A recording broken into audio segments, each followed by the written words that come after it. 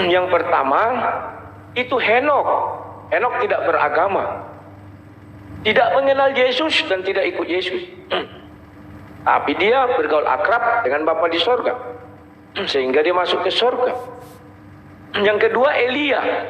Elia beragama Yahudi. Ya, dia hidup di bawah hukum Taurat. Dia masuk sorga juga. Yang terakhir, orang yang disalib di sebelah Yesus. Dia tidak pernah mendengar nama Yesus. Dia tidak pernah berbuat baik, tidak pernah beragama. Tetapi detik terakhir hidupnya, dia berjumpa dengan Yesus. Dia hanya mengatakan, kita memang tidak pantas. Orang ini tidak pantas untuk dihukum. Kita memang pantas, katanya. Yesus, ingatlah ketika engkau datang nanti sebagai raja, ingatlah akan aku. Hanya itu, nggak banyak-banyak. Ya. Jadi 3 jalan keselamatan ini itu sudah digariskan dalam Bible. Dan yang terakhir, yang ketiga itu kan kasih karunia. Yang terakhir adalah orang yang mampu melaksanakan Galatia itu.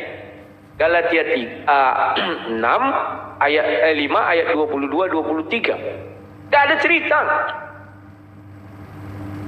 Sekalipun dia tidak mengenal Yesus, betul, sekalipun dia tidak mengenal Yesus, tidak ada urusan.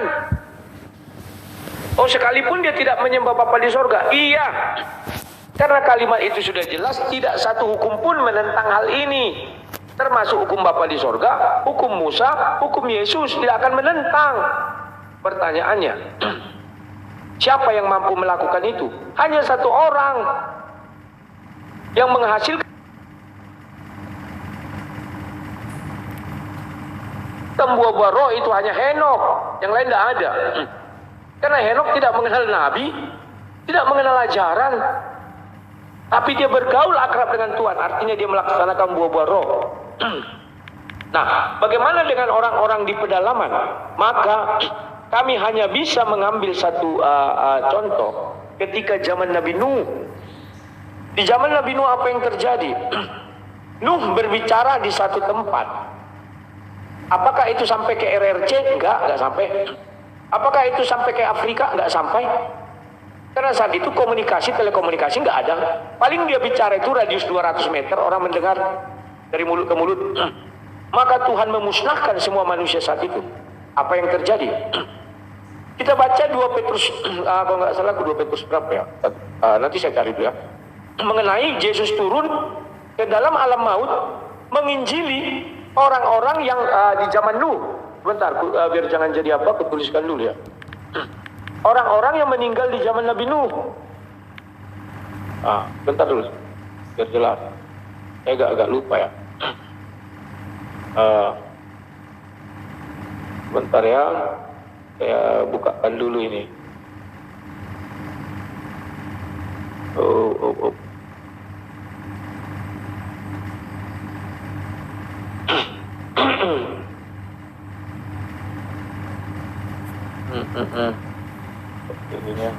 Ini. 1 Petrus 3. Aku bacakan dulu ya, 1 Petrus 3. Biar jelas. 1 Petrus 3. Ya. 1 Petrus 3 mulai dari 18 itu ya. Bentar ya. Sebab juga Kristus telah mati sekali untuk segala dosa kita. Ia yang benar untuk orang-orang yang tidak benar. Jadi untuk orang yang tidak benar loh. Supaya ia membawa kita kepada Allah. Ia yang telah dibunuh dalam keadaannya sebagai manusia, tetapi yang telah bangkit menurut roh. Dan di dalam roh itu juga ia pergi menginjil kepada roh-roh yang dalam penjara, yaitu kepada roh-roh mereka yang dahulu waktu Nuh tidak taat kepada Allah, ketika Allah tetap menanti dengan sabar waktu Nuh sedang mempersiapkan baterainya, di mana hanya sedikit, yaitu 8 orang yang diselamatkan oleh air bah. Jadi kenapa perbedaan zaman Nabi Nuh dengan Sodom dan Gomora? Sodom dan Gomora itu wilayahnya kecil. Jadi ketika Lut di situ berkata-kata kepada orang itu untuk mengenal Tuhan, mereka tidak mau, maka dimusnahkan. Tidak ada ampun bagi mereka. Tapi zaman Nabi Nuh seluruh dunia dihanyutkan. Sehingga Yesus turun ke dalam kerajaan maut. menginjili. Mungkin itu yang kamu bilang, nanti di hari akhir dipanggil kalau kami tidak, ya sudah menginjili. Jadi tidak ada lagi cerita tidak mengenal, ya sudah diinjili. Bagi yang mau masuk, yang tidak. Kamu tadi berbicara tentang Abraham. Betul, Abraham mati tidak bisa jalan ke surga, nggak ada. Bagaimana Abraham bisa ke surga? Maka bacalah Matius 27 ayat 53, 53. Semua kubur orang-orang soleh terbuka dan mereka pergi ke kota Kudus. Ya, dengan kematian Yesus dia turun ke dalam kerajaan maut, maka orang-orang soleh bebas dari hukum maut. Contohnya Samuel itu masih di dalam tanah. Ketika kita baca di 1 Samuel ayat 28 itu ya, itu jelas dikatakan apa? Keluar dari dalam tanah sosoknya Samuel itu. Nah, dengan keilahiannya. Itu masih belum ke surga Samuel, belum. Maka setelah Yesus disalibkan, turun dalam kerajaan maut, dikuburkan, turun dalam kerajaan maut, dilepaskanlah orang-orang soleh ini. Nah, jadi sekarang kita ke arah Islam. Makanya saya bilang, tegaskan dulu. Sangat mungkin orang penyembah berhala, mereka kan tidak pernah mendengar firman Tuhan. Mereka tidak mendengar firman Allah SWT. Saya tidak bilang kafir Quraisy, tapi banyak penyembah berhala, bahkan sampai hari ini banyak. Mereka belum pernah membaca Quran, mendengar, Nabi pun belum datang kepada mereka. Apakah mereka semua akan dibawa ke surga? Nabi Muhammad sudah wafat. Bagaimana orang itu mau diselamatkan lagi? Berarti semuanya masuk surga dong, enak. Apalagi dia tuli. Tuli dia menyembah berhala, pasti masuk surga dong dalam ajaran kalian. Karena dia tidak terikat hukum itu, karena nggak bisa mendengar. Kan itu. Monggo silakan. Gantian. Oke. Bismillahirrahmanirrahim. Alhamdulillah. Pada malam hari ini, Mas Rudi Yohanes mengakui keselamatan umat Islam, teman-teman. Tadi di awal, Mas Rudi Yohanes mengatakan bahwa jalan keselamatan itu tidak harus melalui Yesus Kristus, tapi juga bisa melalui cara yang lain. Lalu, Mas Rudi Yohanes menyampaikan Galatia 5 ayat 22 dan 23. Yang melakukan apa yang tertulis di Galatia 5 itu, maka dia masuk surga. Sekarang kita lihat, apakah umat Islam melakukan yang ada di sana? Satu. Tetapi buah roh ialah yang pertama kasih. Umat Islam melakukan kasih. Islam diperkenalkan oleh Allah pertama kali di dalam Al-Quran dengan kata Bismillahirrahmanirrahim, dengan menyebut nama Allah yang maha kasih lagi maha penyayang. Kedua, sukacita. Apakah umat Islam ini bersukacita? Jelas, karena perintah Allah ta'awanu 'alal birri wat taqwa, saling bersukacita, tolong menolong dalam kebaikan dan dalam ketakwaan. Tiga, damai sejahtera. Damai sejahtera apakah diajarkan oleh umat Islam? Jelas diajarkan, saudara, baik di dalam hadis ataupun di dalam Al-Quran. Damai sejahtera itu selalu diajarkan oleh Rasulullah Sallallahu Alaihi Wasallam. Contohnya seperti apa? Damai sejahtera, bahwa negara Indonesia contohnya, mayoritas ini umat Islam ya di Indonesia, dan ada yang namanya MUI. Bagaimana fakta yang terjadi? Damai sejahtera. Karena apa? Karena mayoritas pemerintahan semuanya dari orang-orang Islam. Tak butuh dalil kalau damai sejahtera. Kita hidup di Indonesia, saling berdampingan, saling berjabat tangan, satu mimpi, satu tujuan, Bhinneka Tunggal Ika. Kemudian kesabaran. Kesabaran apakah diajarkan oleh umat Islam? Oh jelas. Wasta'inu bis sabri was shalah. Mintalah pertolongan kepada Allah dengan sabar dan dengan sholat. Sabar diajarkan. Innallaha ma'as sabirin. Allah bersama orang-orang yang sabar. Lalu kemurahan. Allah itu punya sifat al-mu'ti, yang maha memberi. Al-wahhab. Jelas itu diajarkan. Makanya Allah paling tidak suka orang yang ketika mau memberi, mau bersedekah tapi diungkit-ungkit. Makanya Allah mengatakan di dalam Al-Quran, qaulun ma'rufun khairun min shadaqatin yatsba'uhal adha. Menolak dengan cara baik itu lebih baik daripada memberi namun nanti diungkit-ungkit. Sedekah itu diajari sekali, diajari dengan terang-terangan ya oleh Allah Subhanahu wa ta'ala. Bahkan ceramah Rasulullah pertama kali ketika beliau hijrah ke Madinah, apa kata Rasulullah? Ayyuhan nas afsyus salam wa at'imut ta'am wa sallu bil lail wan nasu niyam. Wahai manusia, sebarkanlah salam, sukalah kalian memberi makanan kepada fakir miskin, dan sholatlah kalian ketika orang-orang sedang tidur. Ceramah Rasulullah pertama kali adalah tentang kemurahan, bersedekah, baik hati. Kemudian Rasulullah mengatakan ciri-ciri orang yang diterima amal ibadahnya, hatinya murah, suka memberi, dan lain sebagainya. Syaka rajulun ilan nabi qaswata qalbihi. Suatu saat ada sahabat datang kepada Nabi mengutarakan hatinya yang keras. Apa kata Nabi? At'imil miskin wamsah ra'sal yatim. Kamu yang senang bersedekah kepada fakir miskin dan berbuat baiklah kepada anak yatim. Berarti bersedekah, bermurah diri, memberikan apa yang kita punya kepada fakir miskin, menunjukkan hatinya lembut, tidak keras. Dan banyak sekali dalilnya. Kemudian di sini kebaikan. Kebaikan apakah diajari? Ya tambah diajari lagi. Innal hasanat yudhibnas sayyiat. Perkara baik itu dapat menghapus dosa kalian. Beramal soleh seperti surah Al-Kahfi ayat terakhir tadi. Wa may yarju liqa'a rabbih falyamal amalan shalihan wa la yusyrik bi ibadati rabbih ahada. Barang siapa yang ingin bertemu dengan Tuhannya, maka beramal baik, berbuat baik, dan tidak mensyirikkan Allah Subhanahu wa taala. Kemudian kelemah lembutan atau kesetiaan. Setia, adil itu juga diajari oleh Allah.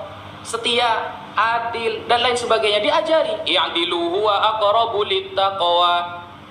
Adillah kalian karena adil itu dekat dengan takwa. Nah, kemudian kelemah lembutan. Lemah lembut semakin banyak lagi. Kemudian penguasaan diri.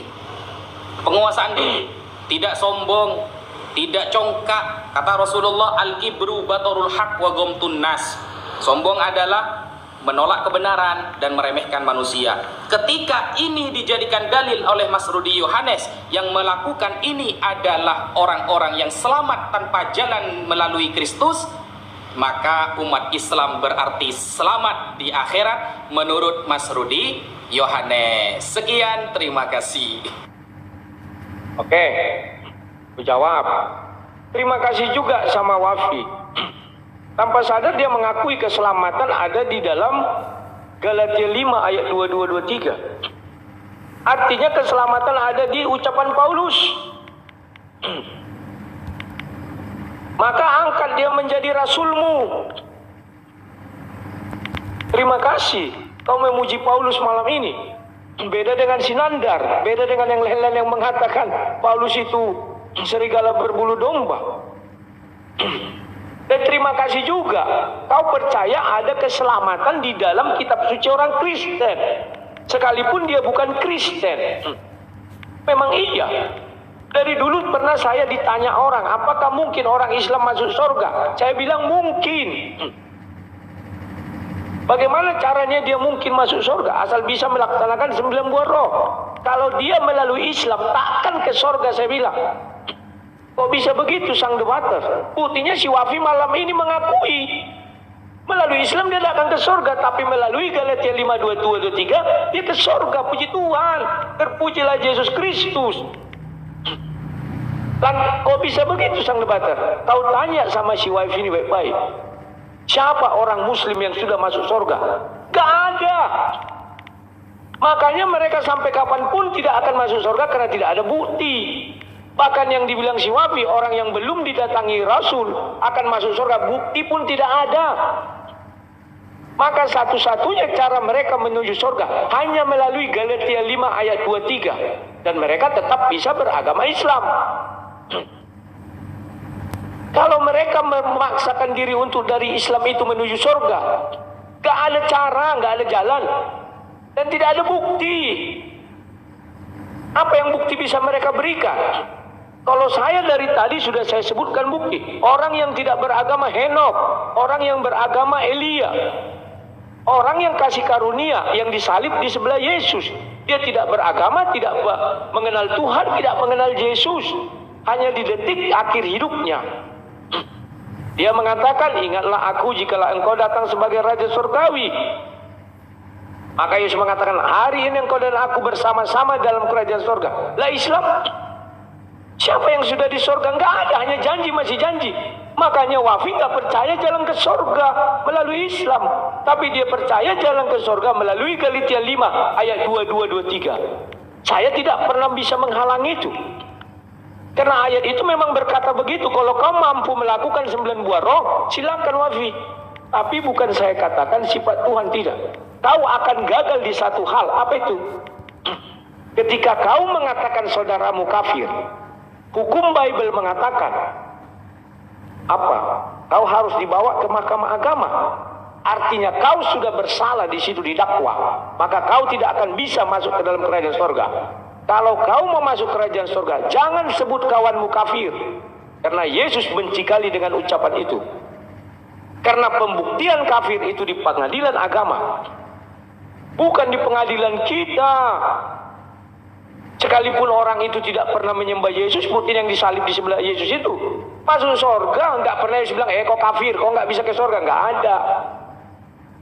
Ya Wafi, saya tidak pernah mengatakan Islam tidak bisa ke surga, bisa, asal melaksanakan Galatia 5 ayat 22-23. Hanya itu jalan kalian ke surga, karena sudah ada bukti. Kalau jalan kalian ke surga sesuai isi Al-Quran, tak akan satu pun kalian ke surga, karena tidak ada bukti. Terima kasih, silakan. Oke, Galatia 5 ayat 22 dan 23 adalah jalan menuju ke surga tanpa melalui Yesus Kristus. Itu yang disampaikan oleh Pak Rudi Yohanes, saudara. Nah, berarti saya mengakui apa yang disampaikan oleh Paulus dong. Loh, kalau Islam itu begini, Mas Rudi. Islam itu diajarkan unzur makila wala tanzur mangkola. Ya. Kita itu lihat apa yang dibicarakan tanpa melihat orang siapa yang berbicara. Jangankan Paulus, Mas Rudi, iblis pun kalau perkataannya benar, kita ikuti. Gitu loh. Jangankan Paulus, iblis pun kalau berkata benar, kita ikuti, Mas Rudi. Tetapi ya perlu digarismiringi. Paulus ini sebenarnya masuk surga apa tidak gitu loh. Karena saya curiga justru Paulus gak masuk surga, Mas Rudi. Yang mengatakan Galatia 5 ayat 22 dan 23 itu saya curiga beliau itu tidak masuk surga. Kenapa saya mengatakan demikian? Karena Paulus di dalam Filipi 3 dengan tegas mengatakan bahwa hukum Taurat itu adalah sampah. Dia membuang jauh-jauh hukum Taurat.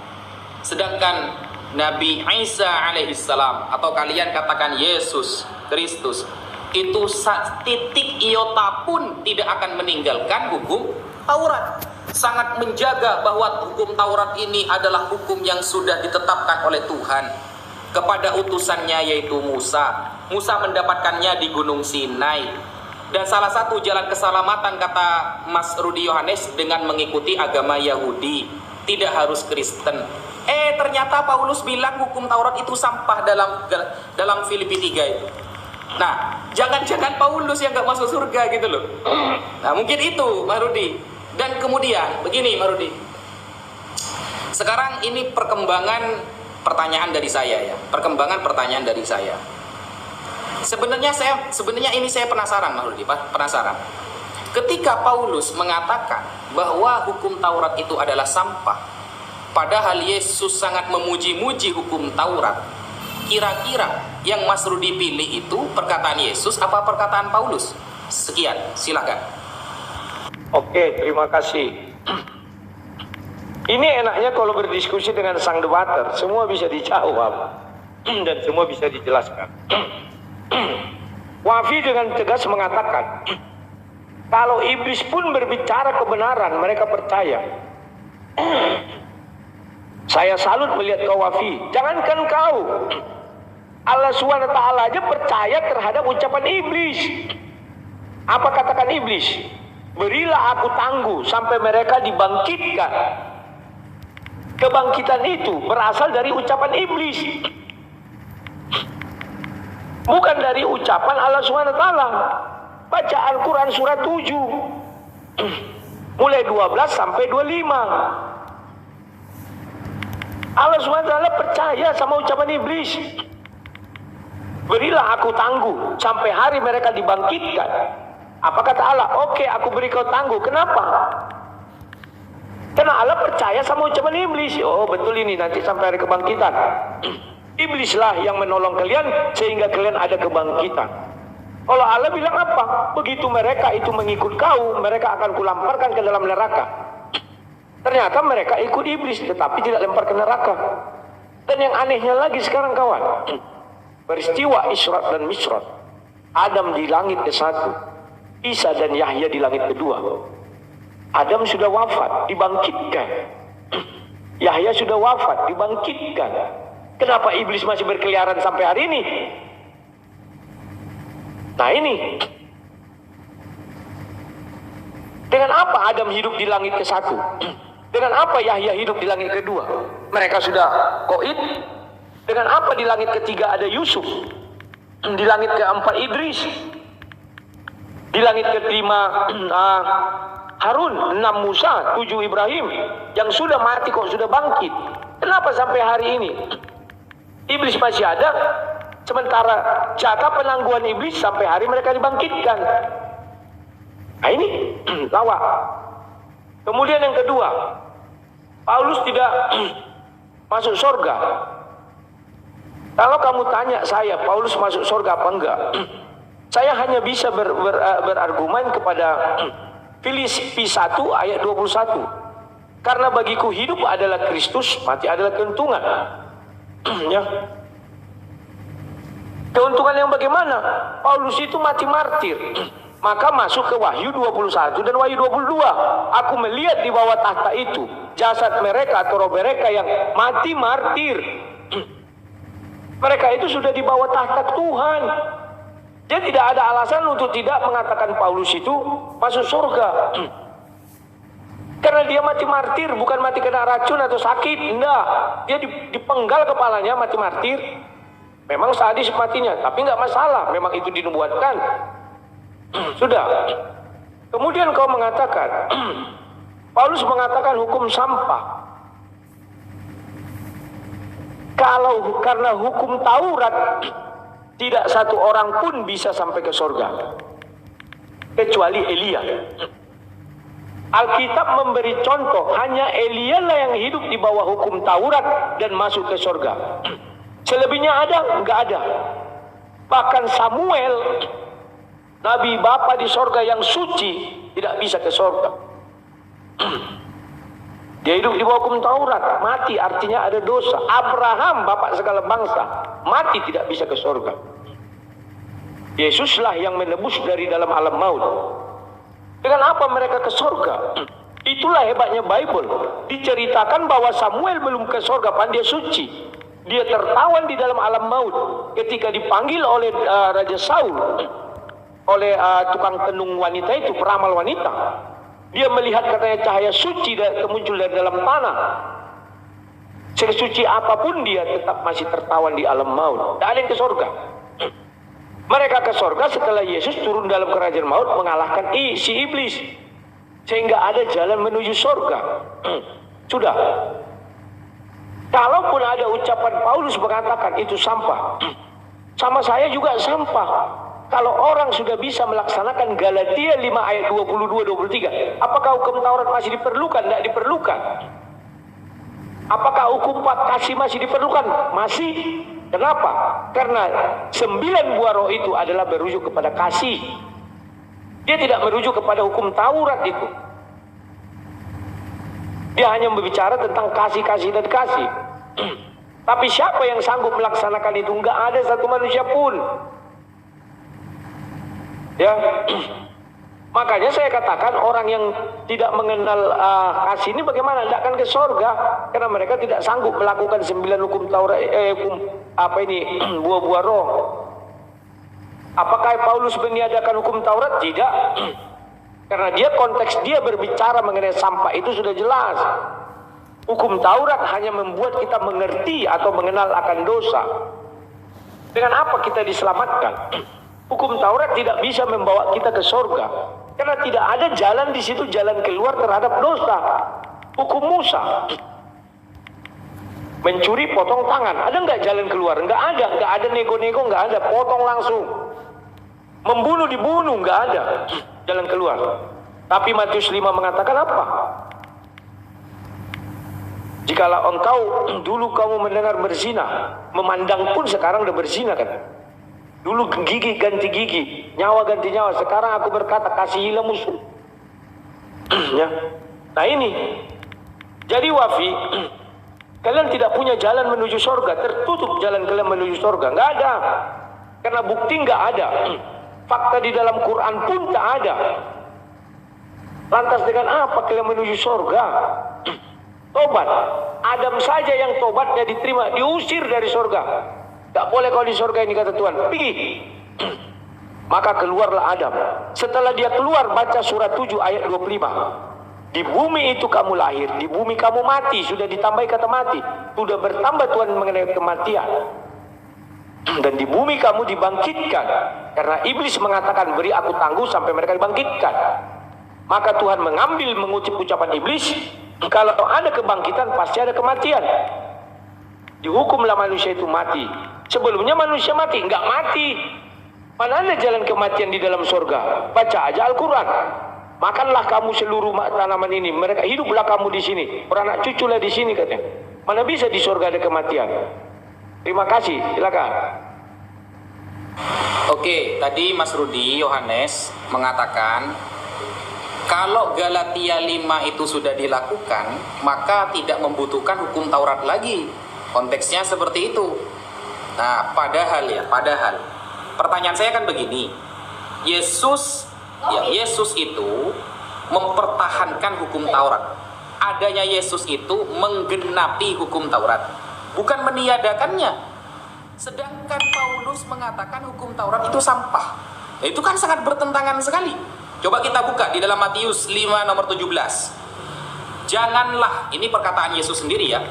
Janganlah kamu menyangka bahwa aku datang untuk meniadakan hukum Taurat dan kitab para nabi. Adanya Yesus ke dunia, Nabi Isa ke dunia, bukan menghapus ajaran para nabi, bukan menghapus ajaran Taurat, bukan membatalkan perkara-perkara yang tertulis di dalam Taurat. Aku datang bukan untuk meniadakannya, kata dia, melainkan untuk menggenapinya. Karena aku berkata kepadamu, sesungguhnya selama belum lenyap langit dan bumi ini, satu iota atau satu titik pun tidak akan ditiadakan dari hukum Taurat. Ingat, selama dunia ini masih ada, kata Yesus, selama dunia ini masih tegak, belum hari kiamat, maka tidak boleh menghapus hukum Taurat setitik pun. Kata siapa? Kata Yesus, kata Tuhan Anda sendiri.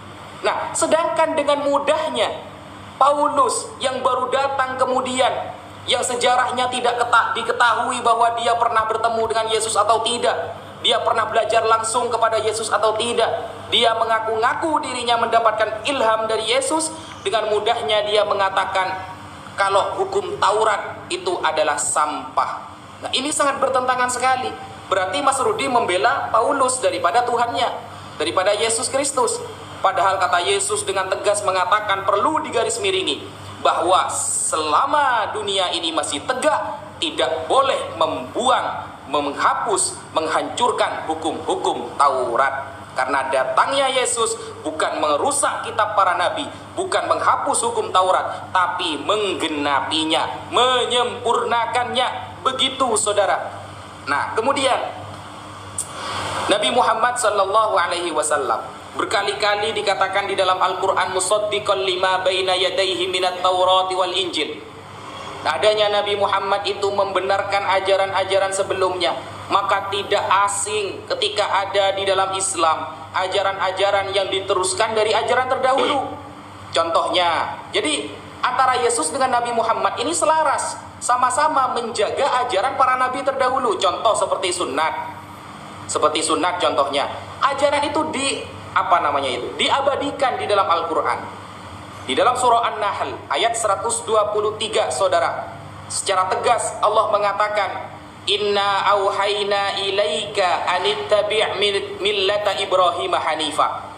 Telah kami wahyukan kepadamu Muhammad untuk mengikuti agama Abraham, agama Nabi Ibrahim alaihissalam. Agama yang bagaimana? Yang hanif, yang lurus, yang tidak bengkok. Dilengkapi dengan surah Al-Baqarah ayat 124, wa idzibtala Ibrahim rabbuhu bikalimatin fa'atammahun. Ketika Nabi Ibrahim diberikan beberapa perintah oleh Allah, maka dia langsung menyempurnakannya. Apa salah satu perintahnya? Al-khitan, sunat. Nah, Yesus juga seperti itu, makanya Yesus juga bersunat. Ajaran-ajaran para nabi sejak terdahulu itu dijaga dari masa ke masa. Agar apa? Agar selaras, itu menunjukkan bahwa para nabi semuanya memiliki satu konsep keselamatan. Apa itu? Wala yusyrik bi ibadati rabbih ahada. Tidak menyekutukan Allah, tidak mensyirikan Allah, dan bertauhid hanya kepada Allah Subhanahu wa ta'ala. Kalau Yesus saja tidak berani merusak hukum-hukum kitab terdahulu, kok ternyata Paulus mengatakan hukum sampah? Loh, lalu bagaimana dengan perkataan iblis? Ketika iblis mengatakan anzirni ila yaumi yub'atsun, itu bukan Allah membenarkan perkataan iblis, bukan Mas Rudi. Itu iblis berdoa, makanya menggunakan fiil amar, bermakna doa. Anzirni ila yaumi yub'atsun, berikan aku keteguhan hidup sampai hari kiamat ya Allah. Innaka minal munzirin, kata Allah, ya kamu akan hidup. Ketika iblis berdoa kepada Allah, lalu Allah mengijabahkannya, mengabulkannya. Bukan sedang membenarkan perkataan iblis. Tidak bisa dipahami seperti itu. Justru di dalam Bible, di dalam 1 Korintus 5 ayat ke-5, bahwa syarat keselamatan, rohnya harus dipasrahkan kepada iblis agar diselamatkan pada hari Tuhan. Justru Yesus masih butuh iblis untuk menyelamatkan roh manusia pada hari Tuhan kelak. Karena syaratnya dalam 1 Korintus 5 ayat 5, nyawanya, rohnya harus diremukkan, diserahkan kepada iblis. Harus ya, kalimatnya harus diberikan kepada iblis agar nanti diselamatkan pada hari Tuhan. Berarti lebih hebat iblis daripada Yesus sesuai 1 Korintus 5 ayat 5. Sekian, terima kasih. Oke. Ya, ini makin seru, makin malam ya. Ya, bentar. Ya. Terima kasih Mas Waifi. Bahwa saya mencatat ada beberapa sebenarnya. Yesus menggenapi hukum Taurat, bukan meniadakan. Memang betul. Yesus tidak pernah meniadakan hukum Taurat. Maka ajaran Yesus itu diambil oleh Rasul Paulus. Apakah Rasul Paulus meniadakan hukum Taurat? Tidak ada juga itu. Bahkan di ayat yang Mas Wafi bilang tadi, apa nih? Filipi 3 saya bacakan. Akhirnya saudara-saudaraku, bersukacita dalam Tuhan. Menuliskan hal ini lagi kepadamu tidak berat bagiku dan memberi kepastian kepadamu. Hati-hati terhadap anjing-anjing, hati-hatilah terhadap pekerja-pekerja yang jahat, hati-hatilah terhadap penyunat-nyunat palsu. Karena kitalah orang bersunat yang beribadah oleh Roh Allah dan bermegah dalam Kristus Yesus dan tidak menaruh percaya pada hal-hal lahiriah. Sekalipun aku juga ada alasan untuk menaruh percaya pada hal-hal lahiriah. Langsung aku baca 5 ya. Disunat pada hari ke-8. Paulus disunat loh, gak pernah meniadakan sunat. Dari bangsa Israel, dari suku Benjamin, orang Ibrani asli.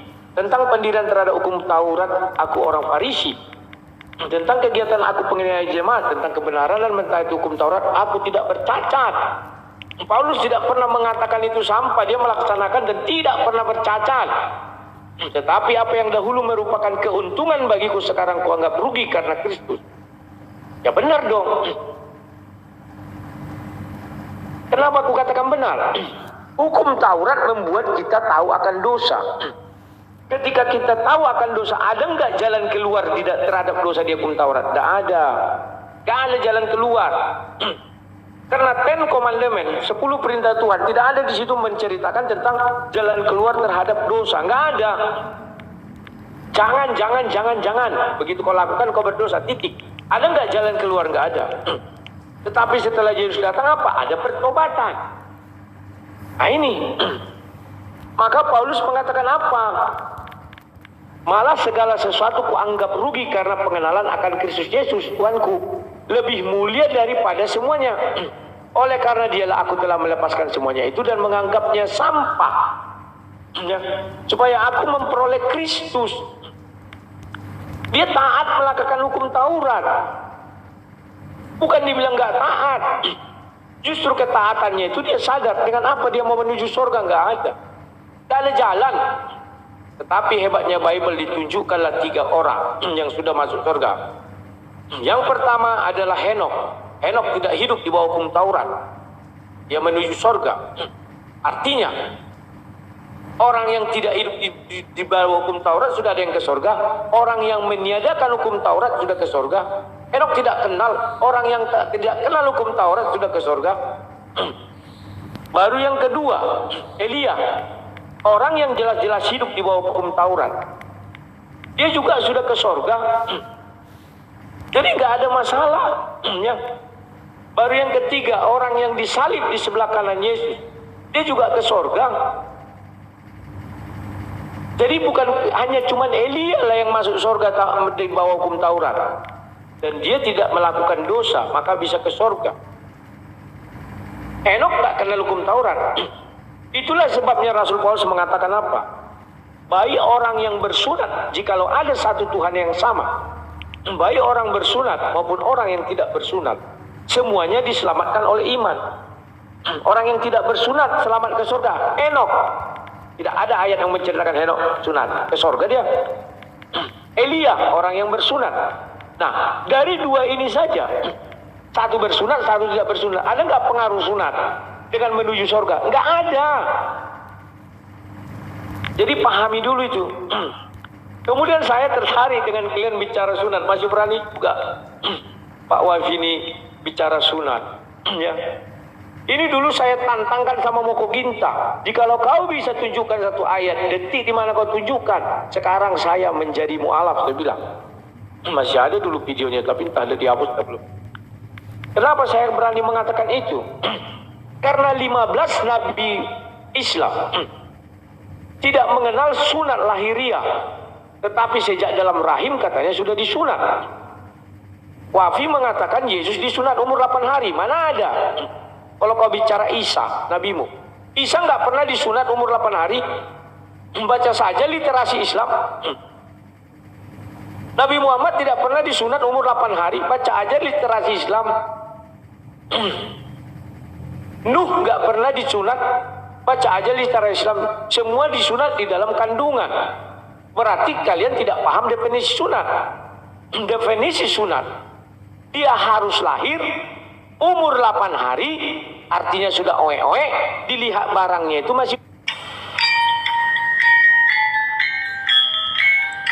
Kita kafir kepada sebagian, beriman kepada sebagian tidak boleh, harus beriman semua. Di dalam surah An-Nisa ayat 150-151, tidak boleh kita itu nu'minu bi ba'di wa nakfuru bi ba'd. Kita beriman sebagian utusan lalu kafir kepada sebagian utusan yang lain.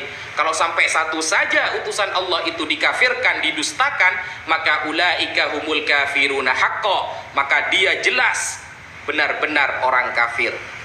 Loh, sunat kok tidak masuk kepada rukun Islam?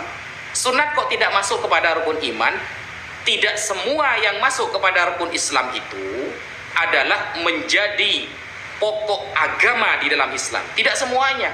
Banyak amaliyah-amaliyah yang lain, amal-amal yang lain yang tidak disebutkan dalam pilar-pilar agama Islam. Makanya Islam itu mengajari kita untuk menjaga keturunan.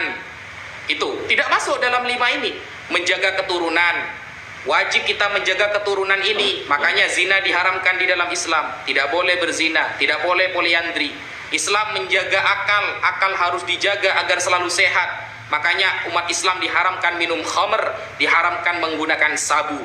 Umat Islam diwajibkan menjaga hifdzul mal, menjaga harta. Makanya mencuri, suap, dan lain sebagainya diharamkan di dalam Islam. Ini juga perkara penting. Tetapi kenapa kok tidak masuk kepada pokok agama ini, rukun Islam? Karena memang tidak seperti itu konsepnya, Mas Rudi. Tidak semuanya harus tersebut. Contoh seperti 10 hukum Taurat. Apakah semua perintah Allah itu termaktub termaktub dalam 10 hukum Taurat? Tidak juga. Banyak perintah-perintah Tuhan lain yang penting tapi tidak masuk kepada 10 hukum Taurat. Apakah termasuk tidak penting? Ya penting juga ketika itu berkaitan dengan ketuhanan, keselamatan, dan lain sebagainya. Begitu cara memahaminya. Nah, sedangkan dosa waris saja, Mas Rudi, sejauh yang saya baca, entah kalau Mas Rudi menemukan ayatnya, dosa waris saja, saya tidak pernah menemukan Yesus mengajari dosa waris. Kenapa? Karena konsep di awal di perjanjian lama, Mas Rudi, bahwa orang yang memakan buah pengetahuan itu akan mati, kan? Ternyata setelah Nabi Adam alaihi salam memakan buah itu, ternyata dia masih hidup 900 tahun. Nah, ini kan sudah tidak konsisten. Lalu diajarkanlah tentang hukum dosa waris. Yang ngajari siapa? Paulus. Tidak pernah kita mendengarkan Yesus mengungkapkan tentang hukum dosa waris. Makanya kalau kita melihat ajaran Yesus alaihi salam atau Nabi Isa, itu simple-simple. Ya. Ajaran Nabi Isa itu simple-simple, Mas Rudi. Meyakini Allah sebagai Tuhan, dia sebagai utusannya, menghormati ayah dan ibu, berbuat baik, kedamaian, lemah lembut. Tidak seribet apa yang disampaikan oleh Paulus. Karena sehingga ketika Paulus, saya sampai curiga, saya mencari di dalam fakta-fakta sejarah, saya mencari di dalam buku-buku tentang sejarah. Sebenarnya Paulus ini anaknya siapa sih? Nama ayahnya itu siapa, kata saya. Kenapa dia itu menjadi sangat keren di dalam agama Kristen? Saya mencari nama ayahnya saja nggak ketemu itu. Dari kitab sejarah, Bible, semuanya nggak ketemu. Bahkan kalau kita buka di dalam buku tentang sejarah Alkitab yang ditulis oleh Karen Armstrong, bahwa Paulus sekali-kali tidak pernah menyangka bahwa surat-suratnya itu menjadi kitab suci. Tidak pernah menyangka. Kenapa? Karena Paulus meyakini Yesus akan datang waktu dia masih hidup. Itu bukan karya umat Islam, ya, karya umat Kristen. Karen Armstrong di dalam kitabnya Sejarah Alkitab itu mengatakan Paulus tidak pernah menyangka bahwa surat-suratnya ke Galatia, surat-suratnya ke Roma, surat-suratnya ke Efesus dan lain sebagainya itu sebagai kitab suci. Tidak menyangka. Kenapa? Paulus sendiri mengakui, Mas Rudi, di dalam 2 Korintus atau 1 Korintus kalau tidak salah, dia mengatakan bahwa apa yang dia sampaikan bukan berdasarkan dari firman Tuhan. Ingat, Paulus sendiri mengakui kalau surat-suratnya, apa yang dia sampaikan bukan berdasarkan dari firman Tuhan, kata Paulus. Berarti kan asumsi. Sedangkan dia tidak pernah ketemu dengan Yesus. Seperti itu. Sekian, silakan. Oke, terima kasih. Ini jadi meluas ke dosa waris, ya. Nanti mengenai dosa waris kapan waktu kita bahas tersendiri, tapi akan saya jawab juga nanti sedikit. Ya, saya mulai dari belakang aja mengenai Paulus. Paulus tidak menyangka surat-suratnya itu masuk ke dalam kitab suci. Ya wajar dong, karena kitab suci itu dikanon setelah dia wafat. Ya sama kalau saya bilang, sapi pun tidak menyangka bahwa nama sapi itu jadi nama di Quran, kan, sapi betina. Kan itu jadinya. Pernah nggak sapi menyangka bahwa, masuk nama kami di dalam kitab suci? Dan tidak pernah. Karena yang menulis juga bukan sapi, ya. Tapi ya sudahlah, itu namanya firman Tuhan dan diakui oleh orang Kristen. Kan ada kata Paulus mengatakan apa? Semuanya diilhami dari Tuhan, ya. Kita nggak bisa menyangka. Kemudian ketika kamu bilang dia tidak pernah bertemu Yesus, pernah? Baca aja kisah para rasul itu. Kan jelas-jelas dikatakan kisah para rasul 9 ketika dia mau ke Damsyik. Dia bertemu dengan cahaya itu dan mengatakan, aku adalah Yesus. Masa kami nggak percaya sama itu? Kan lucu. Karena memang Yesus kami pernah badannya bercahaya. Jadi kami mempercaya itu, ya. Kemudian silsilah Paulus tidak diketahui. Justru silsilah Paulus, tanyalah orang Katolik Rom. Kalau saya memang lemah tentang hal itu. Karena yang paling mengetahui tentang hal itu adalah orang Katolik Rom. Tapi di Filipi 3 tadi kan dia sudah mengakui. Dia keturunan dari siapa? Benjamin. Nabi Muhammad ada nggak mengaku dari keturunan siapa? Nggak ada. Paling ada Abdullah bapaknya, Aminah ibunya. Ya. Ada nggak diketahui dari keturunan siapa dia? Kalau masuk dari garisnya Ada nggak Nabi Muhammad mengatakan dia keturunan Ismail? Itu aja lah dulu. Kalau ini ada dia kuliah, saya dari keturunan Benjamin. Artinya dia memiliki silsilah. Mana ada Al-Quran mengatakan inilah silsilah Nabi Muhammad? Tidak ada juga. Bahkan dia lahir ayahnya sudah tidak ada. Kan begitu. Jadi ya kita kesampingkan itu karena kita tadi bicara keselamatan. Kemudian kamu mengambil imamat 4. Kamu tidak baca ayat 3-nya. Imamat 4 ayat 4 kamu ambil. Dia harus membawa lembu itu ke pintu kamar perdana. Dia harus meletakkan tangannya pada lembu itu dan menyembelih lembu itu. Apa ini ya, sebentar ya. Imamat 3 dulu kubacakannya. 4 ayat 3. Maka jikalau yang berbuat dosa itu imam yang diurapi sehingga bangsanya turut bersarah, harus dia mempersembahkan kebatuan karena dosa yang telah diperbuat seekor lembu jantan muda yang tidak bercela sebagai korban penghapus dosa. Bukan hanya domba, lembu pun bisa. Kalau bicara itu, Yesus merujuk kemana? Itu merujuk ke kisah Abraham. Ketika Abraham mau menyembelih anaknya, maka digantikan dengan seekor domba. Bukan di imamat ini. Kalau di imamat sudah kalau kita lihat di Facebook itu kan ada seorang bule memberi minum seorang anak yang apa itu? Apalah kata orang di situ? Dia tetap ke neraka karena dia Kristen. Kan lawak. Di mana keadilan Tuhan? Bahwa jalan ke surga melalui agama. Adil dong Tuhan kami, jalan ke surga bukan melalui Kristen. Mana ada dikatakan Kristenlah jalan keselamatan? Tidak ada itu. Dan itu tidak pernah saya bantah. Kalau ada teman-teman saya mengatakan, wah kalau nggak masuk Kristen tidak sampai ke surga, ku cabai mulutnya. Karena tidak ada jalan di dalam Kristen, tidak ada jalan keselamatan, yang ada di dalam Yesus. Kenapa kami harus ikut Yesus? Karena kami tidak mampu melaksanakan 9 buah roh. Apa buktinya? Kami mati. Hanya satu orang yang mampu melaksanakan itu, siapa? Henok. Kami tidak mampu, mati artinya ada dosa. Lah dengan apa kami ditebus? Kalau kamu tanya saya ingin masuk Islam. Tapi saya tidak temukan satu bukti orang yang sudah masuk ke surga. Tidak ada. Lantas masa saya harus pengikut? Dengan apa saya mau diselamatkan? Maka saya baca Bible, ternyata ada keselamatan dalam Yesus. Matius 26 ayat 28. Darahku akan tertumpah bagi banyak orang sebagai pengampunan dosa. Wah, ini ada pengampunan. Ada enggak buktinya Yesus memasukkan orang ke surga? Ada. Yang disalib di sebelah Yesus. Makanya aku pilih jalan itu. Kalau nggak ada bukti, mana akan ku pilih itu? Ngapain? Bukti dulu baru janji. Jangan janji bukti nggak ada. Silakan Wafi, ini waktumu terakhir karena sudah 1,5 jam dan saya tidak akan menyangga. Silakan. Oke. Halo. Untuk dosa waris mungkin pertemuan selanjutnya berarti ya. Tidak dijawab sekarang berarti ya. Nah, mohon kan tadi Mas Rudi bilang gini, mana dari 10 hukum Taurat itu yang tidak disebutkan? Loh, kita kan sedang bahas itu justru. Seperti penebusan dosa di dalam imamat, itu tidak disebutkan di dalam 10 hukum Taurat. Padahal itu juga penting. Dalam penebusan dosa harus menggunakan, kalau domba berarti dombanya harus betina. Kalau Anda mengatakan dombanya itu lembu juga bisa. Loh, kita tidak sedang membahas lembu, Mas Rudi. Kenapa? Karena Yesus itu diwartakan, diberitakan di dalam Yohanes 1 nomor 29.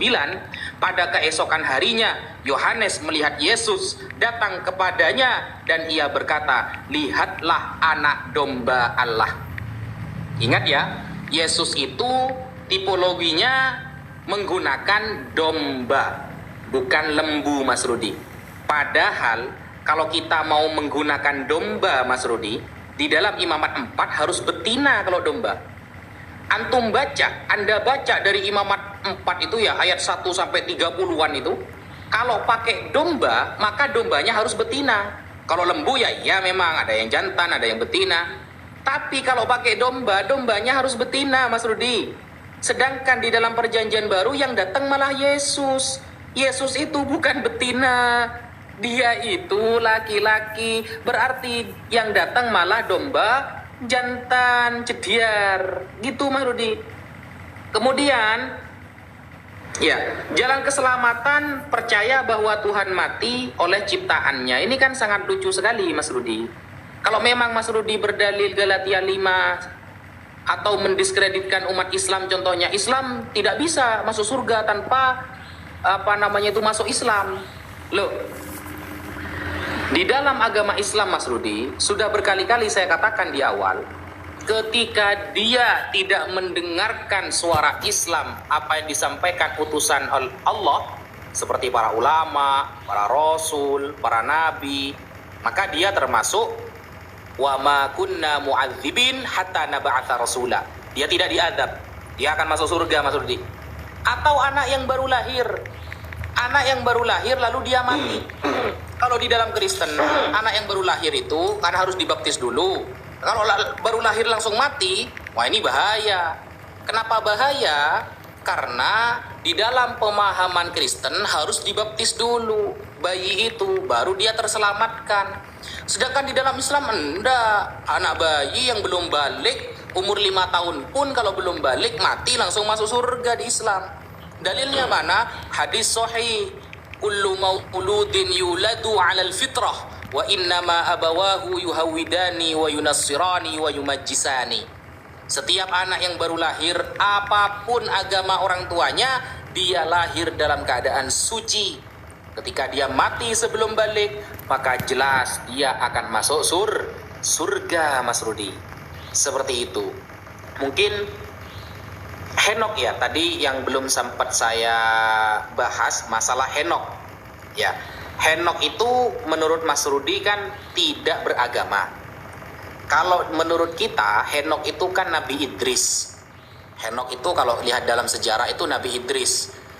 Anak-anaknya Nabi Adam, cucu-cucu Nabi Adam, dan menjadi kakeknya Nabi Nuh. Jadi Nabi Nuh itu punya kakek Henok. Kalau di kita itu Nabi Idris.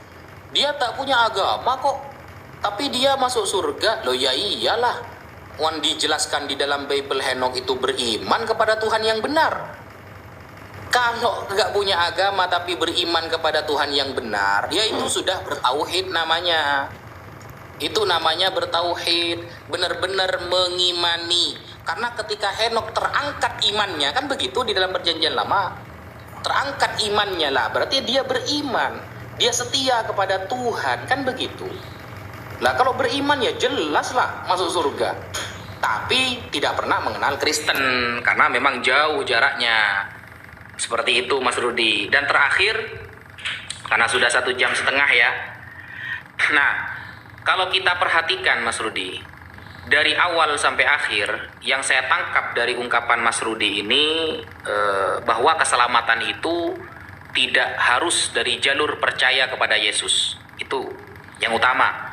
Bisa melalui dengan Galatia 5, 22 dan 23. Berarti Mas Rudi mengakui umat Islam juga selamat masuk surga. Cuma mungkin surganya beda Mas Rudi ya. Kalau di surga kita banyak wanita cantik, bidadari, di tempat Mas Rudi malah nonton Tuhan yang kawin ya. Seperti di Wahyu 19 ya. Perkawinan anak domba itu berbeda. Kalau di surga kita yang menikah, di surganya Mas Rudi, Tuhan Mas Rudi yang menikah.